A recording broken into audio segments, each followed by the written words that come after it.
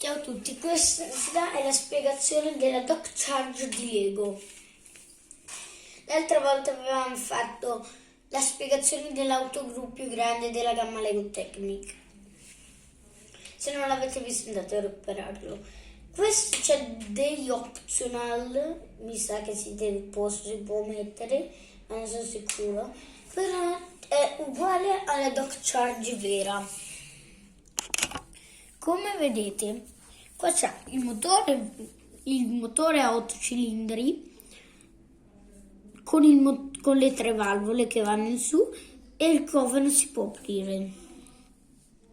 E si trova questa cosa. Però di qui si trova all'interno. Aprite le portiere, così all'interno. Di qua. E così all'interno di qua. Lo sterzo è questo. Qua ci sono le bombole.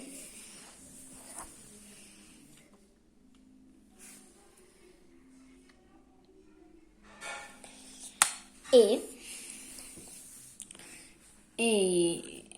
cioè, questo video dura poco. Qua c'è il davanti così.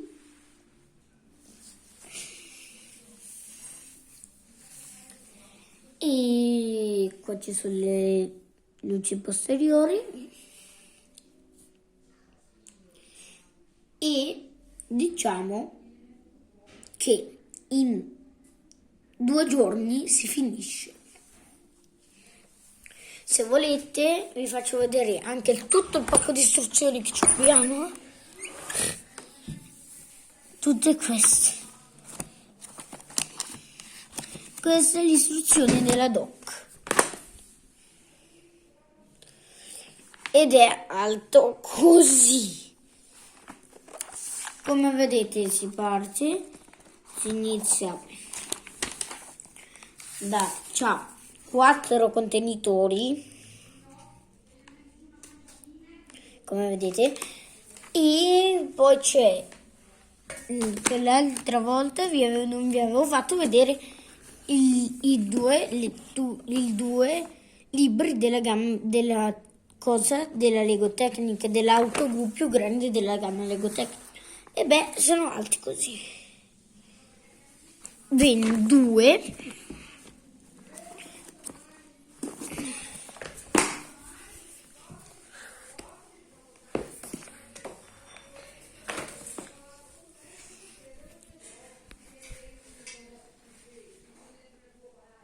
Come vedete, e sono molto alti.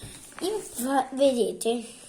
Infatti tutti e due insieme, in tutto, se fate il calcolo, sono 964 pagine. Quindi una bella cosa. Per questo video è tutto. Magari domani faremo il video della spiegazione del camion, che è ancora da finire. Domani o dopo. Per oggi è tutto. Ciao a tutti.